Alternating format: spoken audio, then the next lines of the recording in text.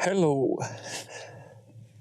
Today we're diving into how Andrew Tate, like a modern-day alchemist, transmuted pain into profit, a hunger for attention into global status, and despair into power. He has fashioned himself into a legend, a figure who feels more like meat than man. Achilles in designer shades, racking up victories in every arena he enters. Yet, as every myth reminds us, the hero's greatest strength often conceals the fatal flaw. Tate's creed of invulnerability may prove to be the very heel that undoes him. He has fought in kickboxing rings, sparred with online feminists, and now confronts what he brands the Matrix, a nexus of media, government, and tech elites. But what war is Andrew Tate really fighting? And why did his story reverberate with millions of young men, even as mainstream outlets try to erase, ridicule, or mute him? Like a mirror, the coverage frame it as us versus Andrew Tate, when the true conflict has always been us versus ourselves. In this video, we will trace Tate's life arc and expose the psychological fuel behind his ascent. Examine the cultural shifts, fatherless homes, fractured communities, a crisis of meaning that carved the vacuum he so neatly filled. Confront his most incendiary views on women and power, and probe what his ongoing legal battles reveal about him and about the system judging him. Ultimately, we'll turn the lens back on society and ask, what does the rise of Andrew Tate reveal about our own struggles, and how do we build something better? I am Benjamin, and welcome to the Florin Benjamin Show.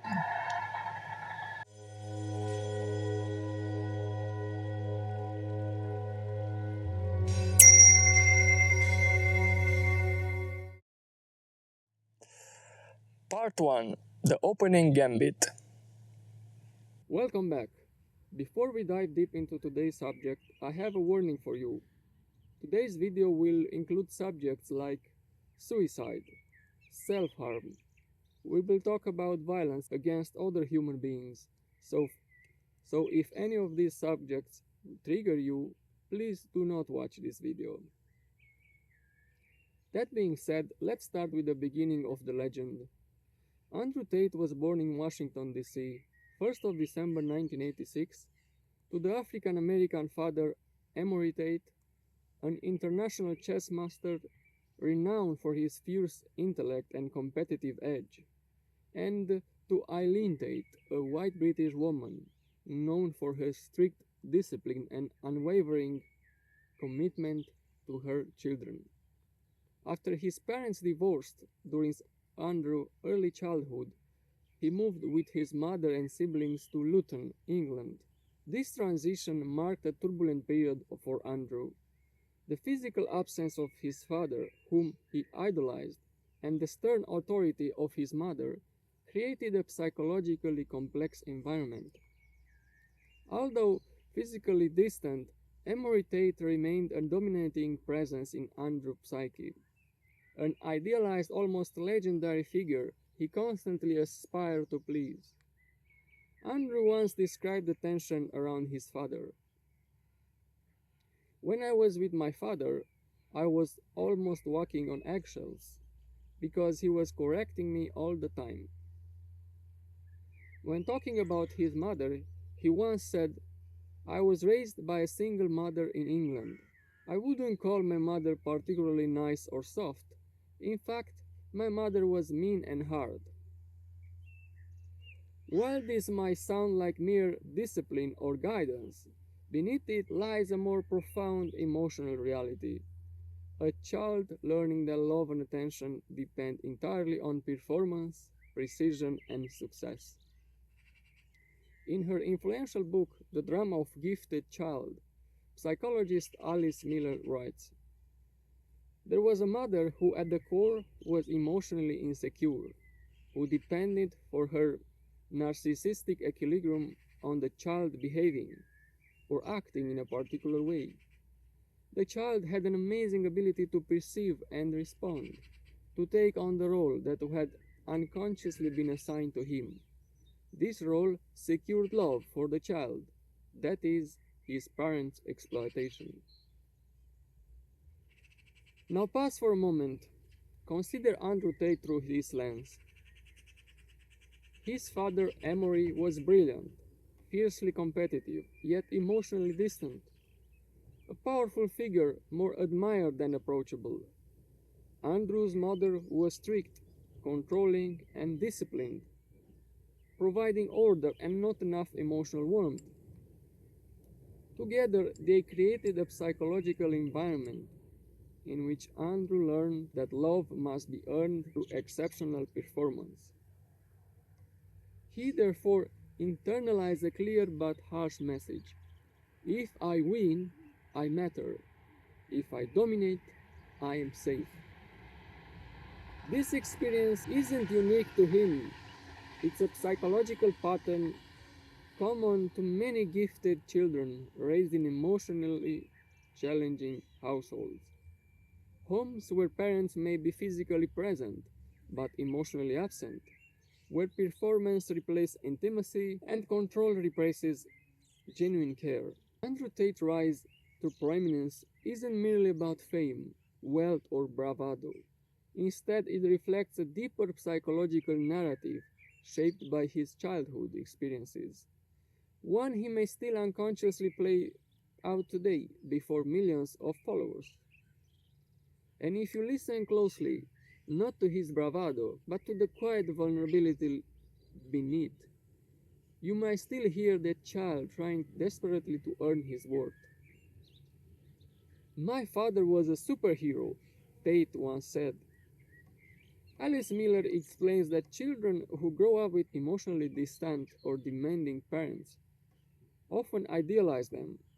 She writes this in her book Banished Knowledge.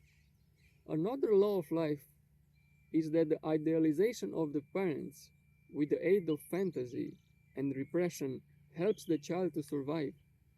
Thus, to attribute bad things to one's nearest and dearest would run counter to natural defenses and the law of life.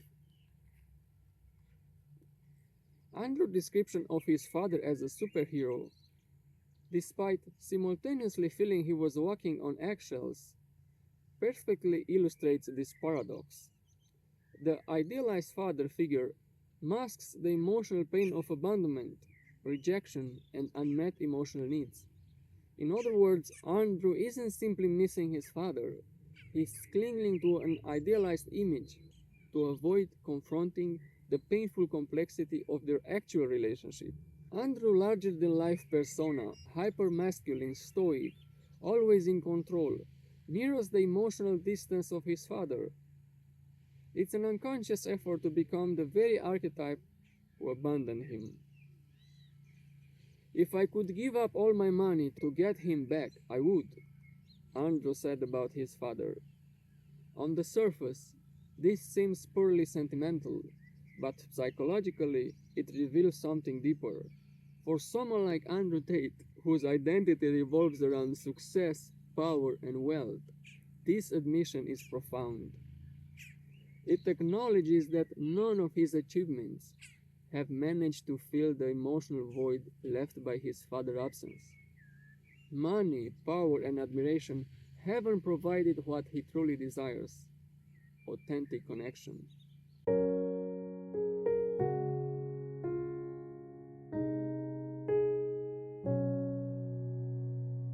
Part 2. No one is coming. The void behind the numbers.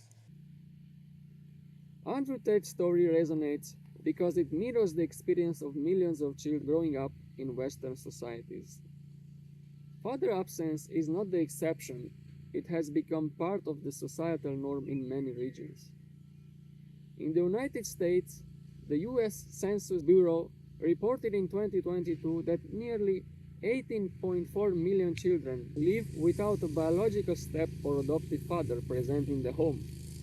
That's roughly 1 in 4 kids. Similarly, in the United Kingdom, 22% of children live in lone parent families, with nearly 90% of those led by single mothers. In Canada, around 90% of children grow up in single parent homes, with 4 of 5 of those being headed by women. These statistics aren't just numbers, they point to a systemic issue deeply tied to economic policies, cultural narratives, and gender expectations. The absence of fathers, studies suggest, lead to disproportionately high risk for mental health struggles, criminal behavior, poor academic outcomes, and substance abuse. In an interview for Institute of Family Studies, Warren Farrell, political scientist, activist, and author of the book The Boy Crisis, explains, boys with minimal or no father involvement often look to their dads as role models, but because they don't have much time with their dads, their role models are more strawmen or straw dads.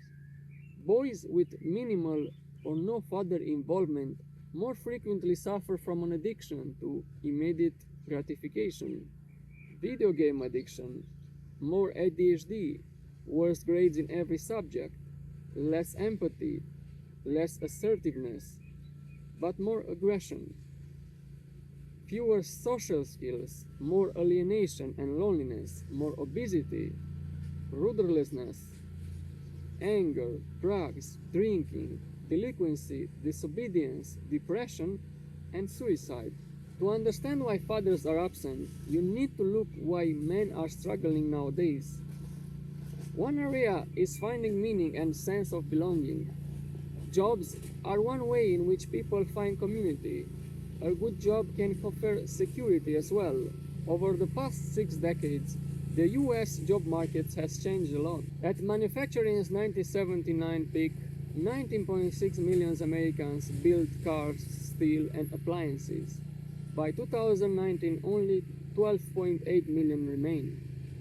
A 35% loss that drained entire towns of identity and wages. Prime age male labor force participation fell just as steadily, sliding from 97% in the mid-50s to about 88% in 2015 and hovering below 90% today. Unions, once the social spine of blue-collar life, shrank from 20% of workers in 1983 to a record low 9.9% in 2024. With those pillars gone, the middle class itself eroded. Only half of US adults now live in middle-income households, down from 61% in 1971. Economists Anne Case and Angus Deaton link these economic shifts to the rising debts of despair. A job, they argue, is far more than a paycheck. It anchors daily routines, shared rituals, and a sense of belonging. Remove that work and you strip away meaning and dignity, leaving despair in their place. Trauma physician Gabor Mate makes the point that modern culture's most abundant product is disconnection, alienation, and loneliness, loss of meaning and dislocation. That's why every 11 minutes a man in the US ends his own life. In 2023, males accounted for nearly 80% of suicides, 4 times the female rate. The chemical battlefield is just as bleak. A 2024 CDC brief shows drug overdose deaths running at 44.3 per 100,000 for men and only 18.3 for women, more than double for men. 22% of American males misused illicit or prescription drugs last year versus 17% of females. These aren't just numbers, this is a crisis. That's why Tate blunt refrain, "No one is coming to save you, brother," lands so hard. Love him or loathe him, he speaks straight into the statistical abyss where many men feel disposable, unheard, and unhelped. By packaging self-discipline, fitness, and brotherhood as exits, he positioned himself as one of the few voicing offering a ladder out.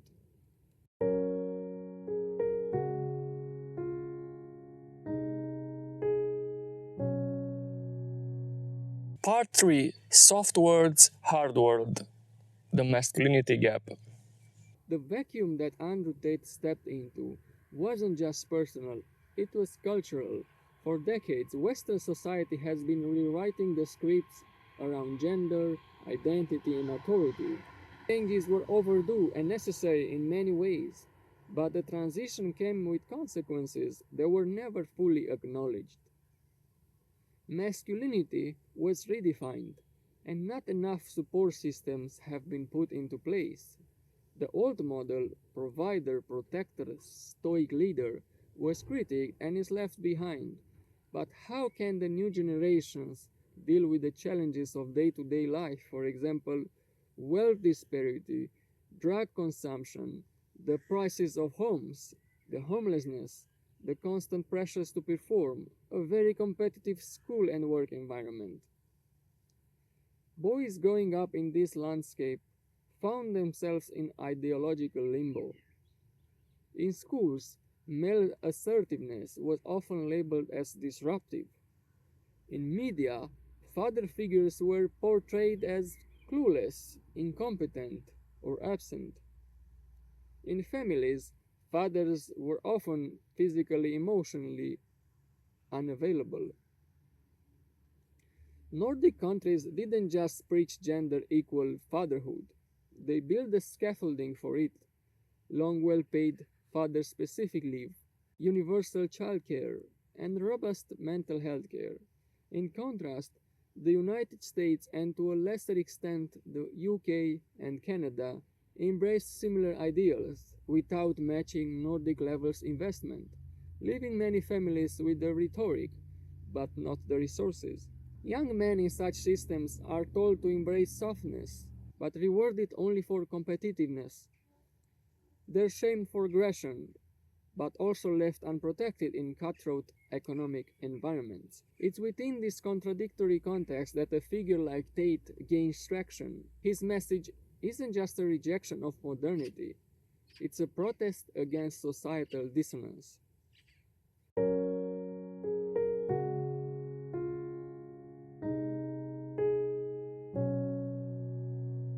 Part 4: Competing Blueprints for Manhood. What's a man anyway? That deceptively simple question sits at the heart of Andrew Tate phenomenon and of a larger culture showdown over masculinity itself. Two stories of manhood now compete for primacy. The classic script grew out of eras defined by war, scarcity, and clear survival rules. It prizes muscle, stoicism, duty, and decisive action. In many Middle Eastern households, patriarchy still governs family life. Across large swaths of Africa and Latin America, masculinity is bound to honor, provision, and protection, and in places like Japan and China, social expectations still lean on self discipline and quiet responsibility. The new script, which spread rapidly after the second wave feminist movement of the 60s and 70s, flips that formula. It urges men to be vulnerable, emotionally intelligent, and willing to trade breadwinning for co-parenting or personal purpose. In the Nordic countries, this modern works because generous parental leave, universal childcare, health systems supply the security that once came from traditional roles. Men can afford to be soft because the state provides the safety net. Where the wiring phrase is in nations that import modern values without Nordic level infrastructure. Young men raised amid vanishing role models and blurry rules discover that the deeper human needs for belongings and safety remain unmet. The ideals feels noble, the daily experience feels unstable.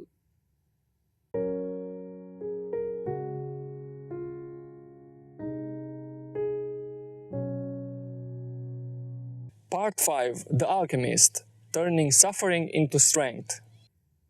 In a world of ideological confusion and absent mentors, Andrew Tate offered what others didn't: clarity and certainty. Tate's message is a structure like a modern myth. It promises transformation through self-discipline, control over women, financial success, and rejection of modern softness. It is aspirational. His virality isn't simply a function of outrageous statements or social media algorithms promoting crazy content. It's rooted in emotional resonance. For many young men who felt abandoned, Tate became a voice that named their pain and provided a way out. He offered meaning, and he did it at a time when meaning feels harder than ever to find. From the start, Tate positioned life not as something to be enjoyed, but to be conquered. He cast existence as a battlefield and men as warriors. As he puts it, life is war. Men are built to conquer. If you're not winning, you're losing. This metaphor of war transformed daily struggle into a mission. Suffering wasn't something to be medicated, it was a message, a signal to rise. That idea taps into something deeper than motivation. It touches on what psychiatrist Viktor Frankl observed after surviving the Holocaust. Those who have a why to live can bear almost anyhow. Tate gave his audience that why. He told them, "You're not broken, you're being tested. Rise up, become dangerous, take back control." In a culture that increasingly defines masculinity through softness, this kind of clarity became fuel. He redefined manhood in hard lines, some could say even spiritual. In a viral course tied to his Hustlers University, he said, "A man without control is not a man. He is a slave to his emotions." In that version of manhood, there is no room for victimhood, no middle ground. Tate didn't tell young men to suppress their pain. He told them to convert it. The best thing you can do when depressed is to apply your mind to something. So get to work. It's a harsh take, but also one that removes the shame of feeling low. For those overwhelmed by helplessness or confusion, this kind of blunt challenge felt real. He told them, "Your pain is your fuel. Use it to fight back. Get rich and strong. Escape the matrix." That matrix, the symbol of all that's fake, controlled, and corrupt, was central to his myth-making. Tate painted himself as someone who had escaped it and invited others to do the same. They don't want you strong. They don't want you free. They want you weak and obedient. Suddenly, followers weren't just chasing self-improvement. They were resisting control. They weren't lonely men watching a YouTube video or a TikTok. They were rebels, waking up to their true nature. And that's why Tate's words landed with such force. But it wasn't just the message, it was the structure that came with it as well. Hustler University and the tight online presence. Tate created what most others young men were missing: a brotherhood, a tribe, a digital fraternity where ambition was rewarded. This form of community, even if virtual, mimicked the very thing many had never had in real life: a place to belong. So, when the online tribe remembers your handle, laughs at your meme, or asks for your advice, it is doing more than filling time. It is feeding one of humanity's oldest hungers, the assurance that we matter to others, and they matter to us. Belonging is both a standalone human need and a scaffolding for meaning creation. Through social recognition, shared purpose, and collective storytelling, our tribes, offline or online, convert mere existence into a life that feels significant. And meaning is more important than happiness. As Dr. Jordan Peterson famously said, "Happiness is a pointless goal. You must pursue proper meaning rather than happiness." That's what Andrew Tate offered, not happiness, but meaning. Not comfort, but clarity. He didn't promise peace, he promised war, and he gave his audience a role in it. Rise up, take control. In the absence of family, faith, or institutions offering guidance, Tate filled the void. In a world where millions of young men feel disoriented, Tate felt like purpose.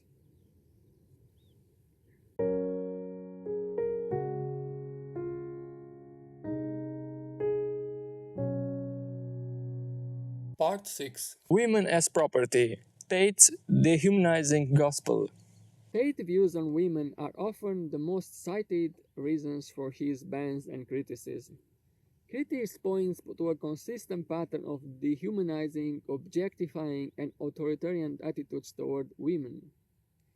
Some notable examples include: if you put yourself in a position to be raped, you must bear some responsibility.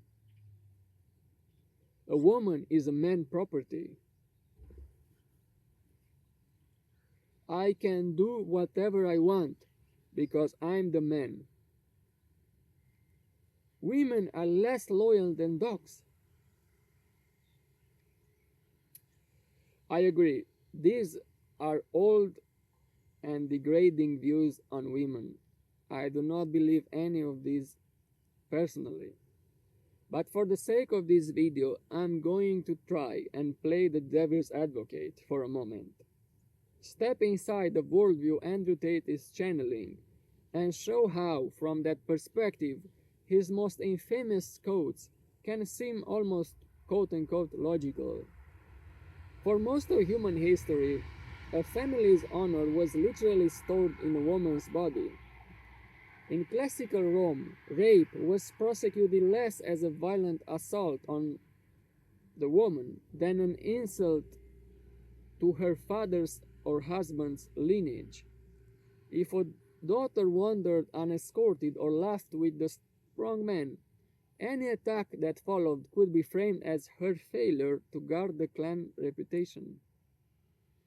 Seen through that ancient lens, Tate's tweet, "If you put yourself in the position to be raped, you must bear some responsibility," isn't a new cruelty.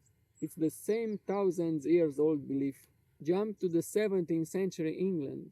The jurist Sir Matthew Hale declared that a husband cannot be guilty of raping his lawful wife because marriage itself was treated as a lifelong, irrevocable consent.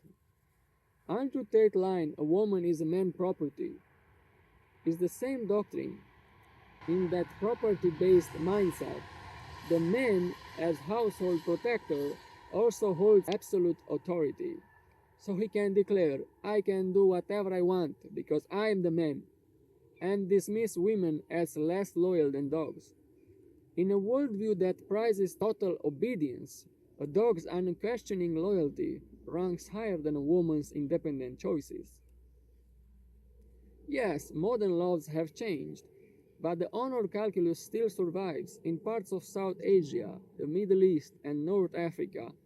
So-called honor killings still punish women for perceived sexual missteps.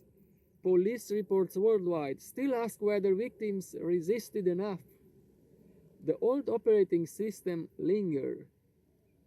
Men generate honor, women can only destroy it. Precisely the template Tate repackages for TikTok. From the devil advocate seat, then, Tate looks less like a provocateur and more like a revivalist. But nostalgia for that hierarchy always extracts a price.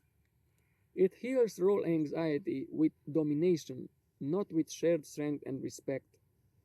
The hidden bill for women as property thinking keeps coming due and it hits every level of society. Start with the social ledger. When a culture frames domination as manly, violence against women soars.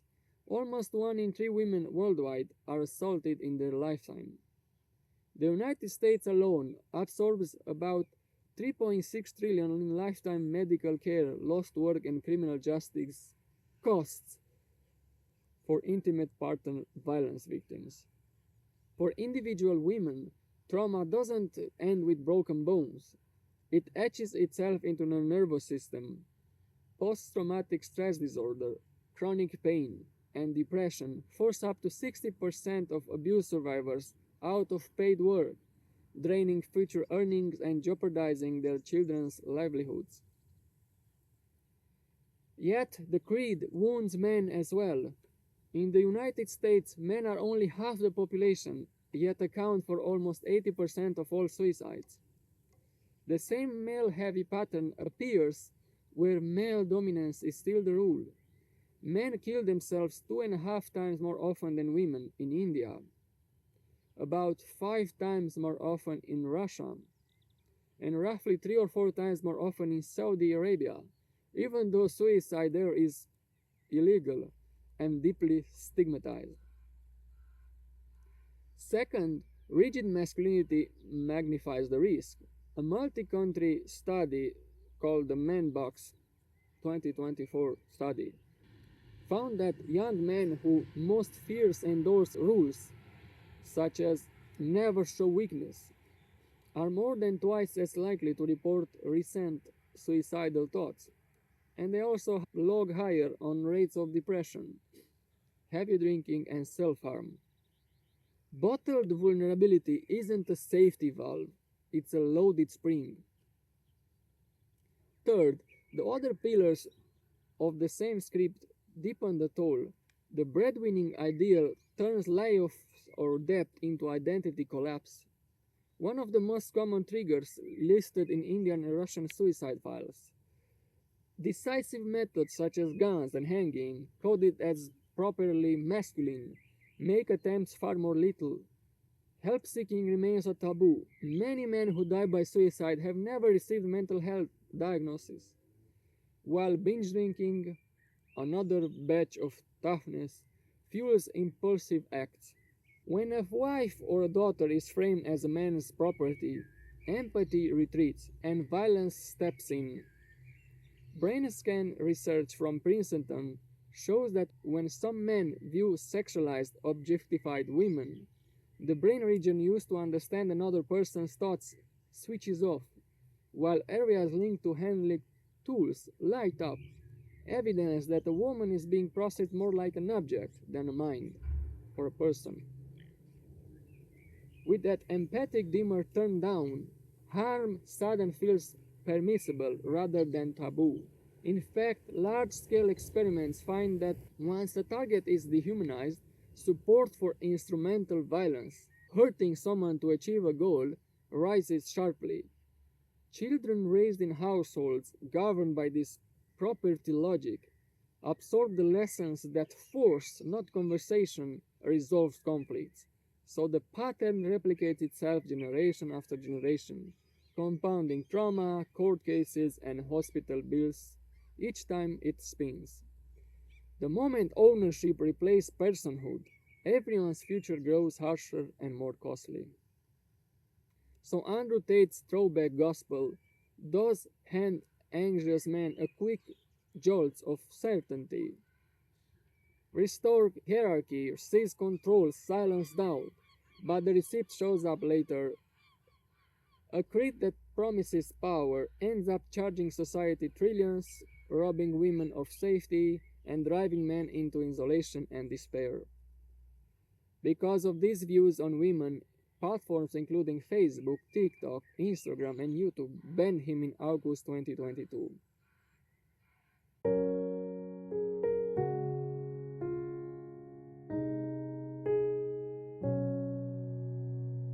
Part 7.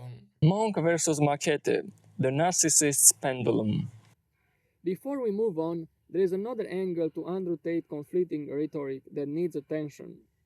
I'll speak as candidly as possible, aware that we all have blind spots.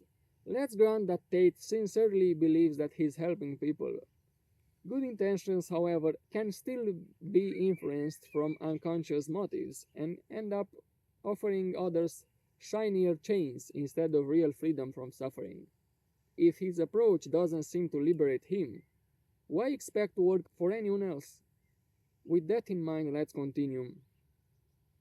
For some reason, his speech seems to be split between monk mode and top predator mode. He often sounds like a mindfulness coach. Your mind must be stronger than your feelings. Or you have to put your purpose over pleasure. If you choose pleasure, you choose a weak path. Lines like these echo Buddhism's first noble truth: suffering is universal, and its cure: train the mind, loosen craving. Philosophically, the aim is inner freedom. Psychologically, it is affect regulation, both healthy goals. Seconds later, the mask flips. Tate advises men who are questioned by a girlfriend: it's bang out the machete, a boom in her face, and grip her by the neck. Shut up, bitch. Elsewhere, he boasts: I expect absolute loyalty from my woman. My chicks don't go to the club without me. They are at home. Here, the Buddhist ideal of non-violence is replaced by coercion. The teaching of non-attachment is replaced by outright ownership. From a psychological angle, this swings maps onto the grandiose vulnerable loop of narcissism. The calming mind slogans addressed an inner fear of chaos, while the domination codes pump up external status to quell that fear. Research on rigid masculinity shows that this very pattern, emotional stoicism plus aggressive control, drives high rates of depression, substance abuse, and suicide among men, not lower. Psychologists describe narcissism as a pendulum with two poles, grandiose and vulnerable, and people can swing rapidly between them. Grandiose moments feel like invincible, entitled, and aggressive. Vulnerable spells feel empty, anxious, or shamed. Laboratory studies show that these states can flip within hours. Grandiosity surges when a person needs to seize status, then collapses into self-doubt the moment that status feels threatened. At its core, grandiosity is a defense against shaky self-esteem. Andrew Tate's public rhythm matches that pattern almost perfectly.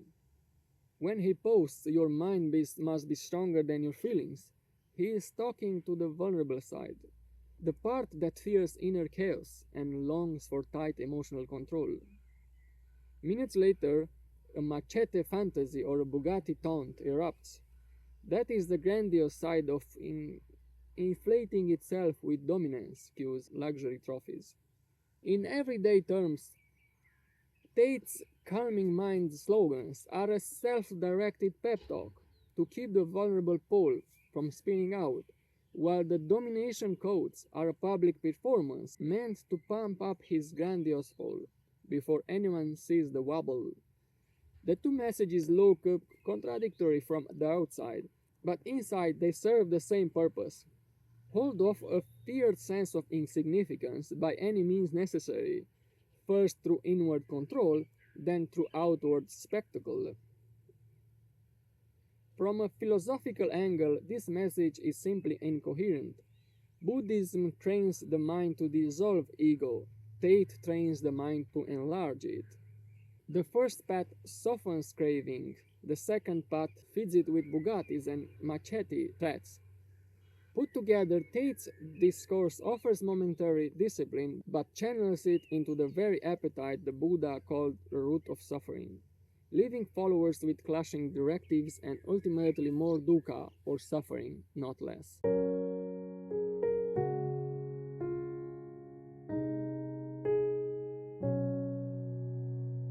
Part 8: Prosecution or Persecution? The Tate Paradox. In December 2022, Andrew Tate and his brother Tristan were detained in Romania on allegations of human trafficking, rape, and forming an organized criminal group. Prosecutors say that the brothers lured women into webcam work by presenting themselves as romantic partners. Similar criminal investigations are pending in the United Kingdom and the United States. Tate denies every charge and frames the prosecutions as an attempt to silence him. The matrix is real. They want to destroy me because I teach people to think. Romanian courts have repeatedly extended his pre-trial restrictions, yet as of this video, no conviction has been made. Supporters interpret the lengthy process as persecution. Critics argue that serious allegation deserves thorough scrutiny, irrespective of ideology. That tension raises a broader question. Is Tate's situation an example of powerful institutions moving against a disruptive figure, or simply a criminal case proceeding on its own merits? Let's take a look at Russell Brand's situation. Russell Brand, once known primarily as comedian actor and more recently as a contrarian podcaster, was formally charged in April 2025 with 5 sexual offense counts: 1 rape, 1 oral rape, 1 indecent assault, and 2 sexual assaults, all said to involve 4 women between 1999 and 2005. The charges followed a 2023 joint investigation by the Sunday Times, The Times, and Channel 4 dispatches, which had already triggered YouTube demonetization and multiple show cancellations, long before a courtroom date was set. Like Andrew Tate, Romanian's arrest, the Brand case now straddles 2 tracks: a criminal process still in its early stages, and a parallel reputational verdict rendered by platforms and headlines. Brand insists that accusations are very serious criminal allegations that I absolutely refute, framing the media coverage as an orchestrated attack. Supporters say the timing of charges after his YouTube channel topped 6 million subscribers, and he began criticizing Western foreign policy and pandemic rules, look suspiciously coordinated. Critics counter that the legal system would not bring a rape indictment without substantial evidence. Consider the trajectories of Julian Assange and Edward Snowden. When Assange published classified US documents via WikiLeaks, he quickly faced worldwide legal pressures, media vilification, and eventual imprisonment. Snowden's disclosure of NSA surveillance resulted in espionage charges and permanent exile. In each instance, legal actions coincided with an uncomfortable message gaining global reach. During the last pandemic, prominent scientists and commentators who challenged official views on, lockdowns and school closures, often found themselves demonetized, deplatformed, or labeled dangerous, even when some of their concerns were later validated. Thus, the pattern suggests that influence, rather than content alone, triggers the strongest response. Tate rose in the same environment: viral charisma, unapologetic masculinity, frequent attacks on modern institutions. He criticized feminism, mocked mainstream media, and questioned pandemic policy. Well before his Romanian arrest, his social media presence vanished from Facebook, Instagram, YouTube, and TikTok. Was that coordination a matter of platform enforcing policy or retaliation against a voice that grown too loud?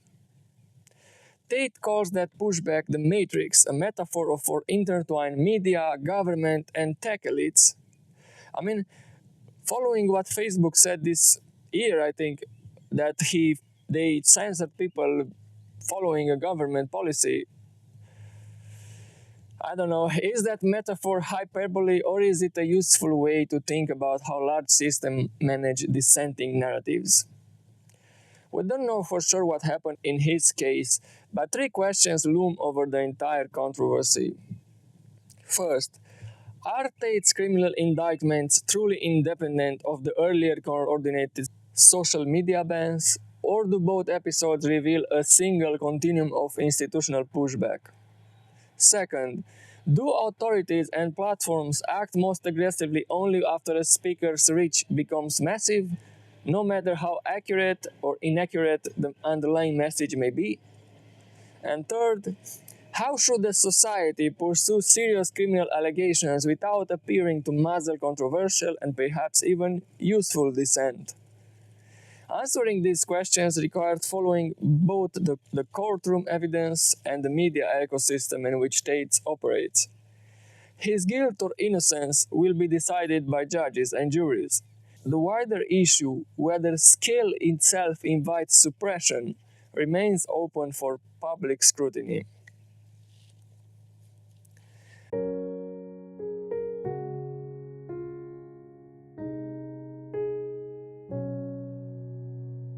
Part 9. Broken ladders, skipping steps on Maslow's pyramid. Tate can be seen more as a mirror than just an individual.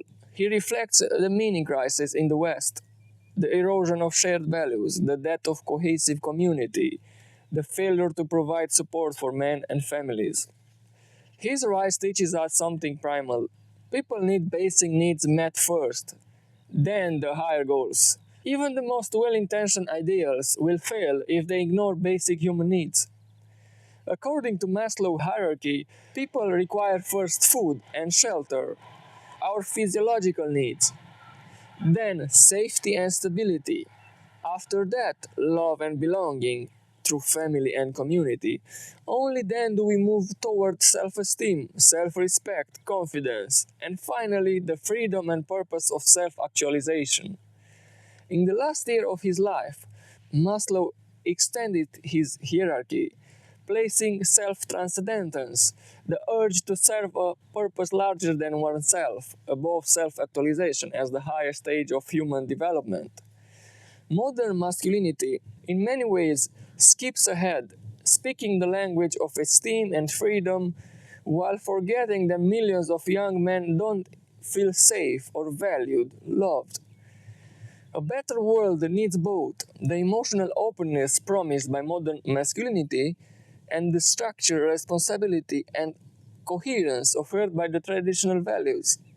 If we want to build something truly lasting, we need to tell stories that begin where people actually are, not where we idealize them to be. We need to tell better stories and to respect people's needs first. The truth is, a flawed community is still better than no community at all.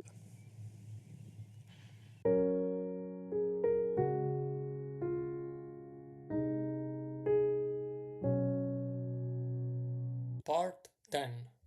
Mirror to the Void. Lessons beyond Tate.